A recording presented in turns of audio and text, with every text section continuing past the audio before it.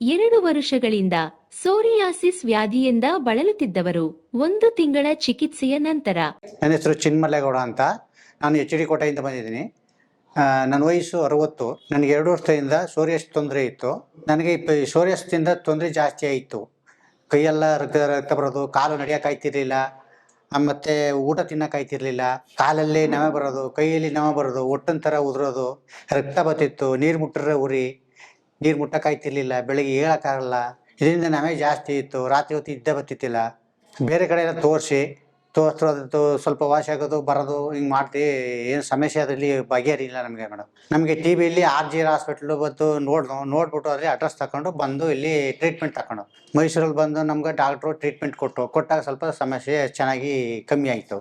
ಬಂದು ನಮ್ಗೆ ನಾಡಿ ಮುಟ್ಟು ನೋಡ್ಬಿಟ್ಟು 1 ತಿಂಗಳು ಔಷಧಿ ಕೊಡ್ತೀವಿ ತಗೊಳ್ಳಿ ಅಂತಂತಂದರು. ಆಗ ನಾವು ತಗೊಂಡು ಸ್ವಲ್ಪ ವಾಸಿ ಆಯಿತು. ಇವಾಗ ಮೊದಲು ನವೆ ಕಟ್ತಾ ಎಲ್ಲ ಬರ್ತಿತ್ತು, ಏನೆಲ್ಲ ಇಲ್ಲ. ಈಗ ನಿದ್ರೆನೂ ಮಾಡ್ತೀನಿ, ಊಟನೂ ಮಾಡ್ತೀನಿ, ಚೆನ್ನಾಗಿ ಆರೋಗ್ಯ ಸ್ವಲ್ಪ ಚೆನ್ನಾಗಿದ್ದೀನಿ. ಈಗ ರಕ್ತ ಬರೋದು, ಬಿರ್ಕಲು ಬಿಟ್ಕೊಳೋದು ಯಾವ ಸಮಸ್ಯೆನೂ ಏನಿಲ್ಲ. ಈಗೆಲ್ಲ ಚೆನ್ನಾಗಿ ಆರೋಗ್ಯ ಸ್ವಲ್ಪ ಚೆನ್ನಾಗದ. ಬೇರೆ ಯಾರಿಗಾರು ಇದ್ರು ಬಂದು ನೀವು ತೋರಿಸ್ಕೊಳ್ಳಿ RGR ಹಾಸ್ಪಿಟ್ಲಲ್ಲಿ, ನಮಗೂ ಗುಣವಾಗೋದು, ನಿಮಗೂ ವಾಸಿ ಆಗುತ್ತೆ. RGR ಹಾಸ್ಪಿಟ್ಲಿಗೂ ಡಾಕ್ಟ್ರಿಗೂ ಧನ್ಯವಾದಗಳು.